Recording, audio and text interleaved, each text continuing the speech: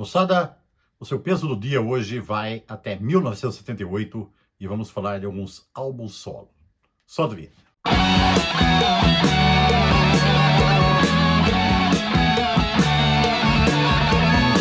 Saudações pesadas, moçada, é o seu peso do dia chegando com mais um assunto de rock and roll para pôr mais peso em sua vida. E antes de falarmos do assunto de hoje, como eu sempre faço, peço para você que ainda não fez sua inscrição, que vá lá, que o faça, deixe seu like para o nosso canal crescer mais um pouquinho, ok? Bom, moçada, hoje nós vamos falar de 4 discos que foram lançados de uma vez só em 1978. Por obra e arte de quem? Por obra e arte do Kiss. O Kiss, em 1978, deu uma... Não foi uma separada, porque na verdade a banda não se separou. Eles pararam um pouco com a atividade em grupo e cada um dos membros saiu para gravar um disco solo. Só que assim, a banda não acabou, né? E nem perdeu a sua identidade, porque em cada disco solo, os caras, cada um deles saiu com a sua maquiagem, né? Que era a marca registrada dos 4 personagens, né? O nome da banda saiu na capa e nenhum deles deixou, então, de ter essa ligação com o grupo, né? Na verdade, isso aí foi uma ideia que eles tiveram lá em 1978, né? Depois do lançamento do Love Gun, que cada um desse um tempo aí, que eles dessem um tempo na banda e cada um fizesse um disco solo aí para pôr algumas ideias que cada um tinha aí em prática, né? Muita gente aí já falou da crise e tal, de um monte de problemas.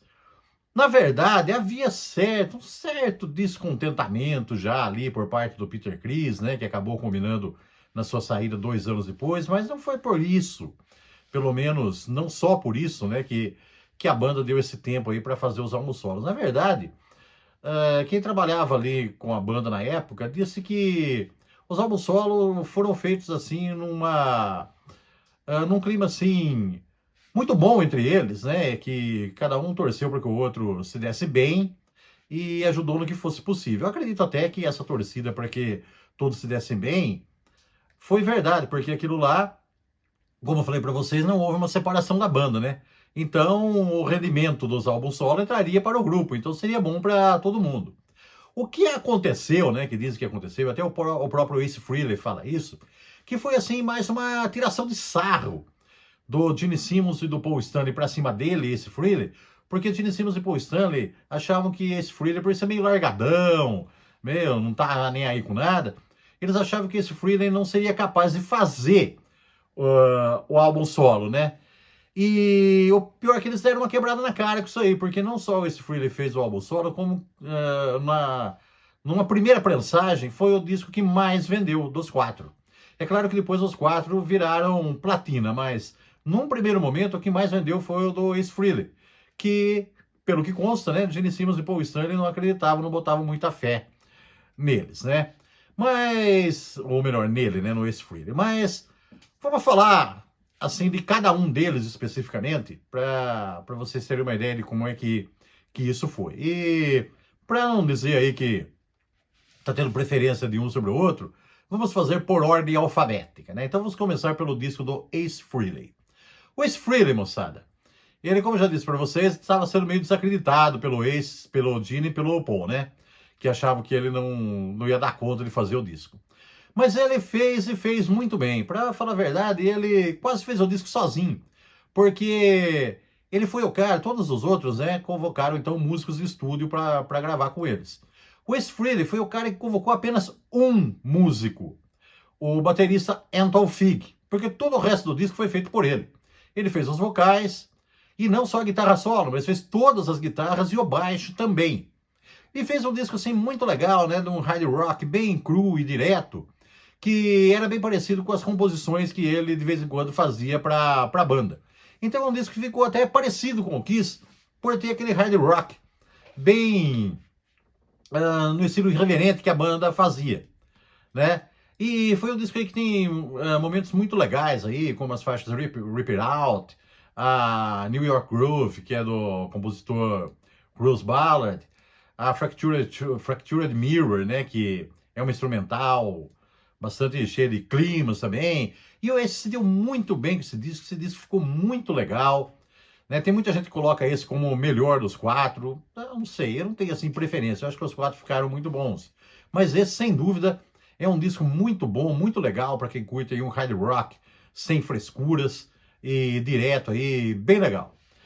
Seguindo, depois do Ace Frehley, vamos falar do Gene Simmons. O Gene Simmons, moçada, aí já é um disco já diferentão. Se o Ace Frehley fez um disco assim bem parecido com o que seria o que o Kiss fazia, né? E as composições dele no Kiss.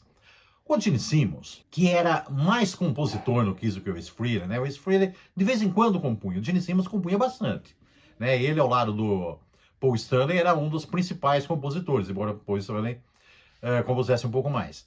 Mas o Gene Simmons também compunha bastante, então esperava-se que aquele disco lá fosse algo como que vinha sendo feito no Kiss por ele há muitos anos, né? Mas, moçada, não tem nada a ver com o Kiss esse disco aí. Para não dizer que não tem nada a ver, a primeira faixa, Radioactive, é bem parecida com o Kiss. Essa poderia ter saído de um disco do Kiss, tá? Ou ter entrado, ter feito parte do disco do Kiss. Mas é só. O resto é tudo bem diferente, tá? Ele entrou assim num lance bastante aí. Para começar, ó.